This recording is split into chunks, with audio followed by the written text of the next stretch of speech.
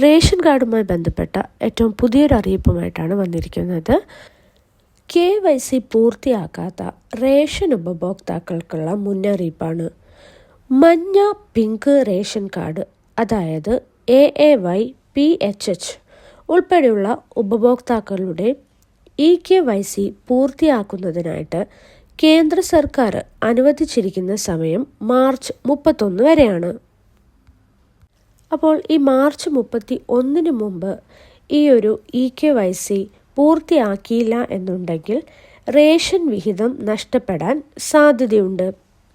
അതിനാൽ ഇനിയും പൂർത്തിയാക്കാത്തവർ റേഷൻ കടകൾ അല്ലെങ്കിൽ താലൂക്ക് സപ്ലൈ ഓഫീസുകൾ എന്നിവ മുഖാന്തരം നിർബന്ധമായും പെട്ടെന്ന് തന്നെ ഈ ഒരു പ്രക്രിയ പൂർത്തിയാക്കുക. ഈ ഒരു ഇലക്ട്രോണിക്കൽ KYC പൂർത്തിയാക്കാത്ത പക്ഷം AAY PHH, അതായത് മഞ്ഞ പിങ്ക് റേഷൻ കാർഡുകൾക്ക് റേഷൻ വിഹിതം നഷ്ടപ്പെടാൻ സാധ്യതയുണ്ട്.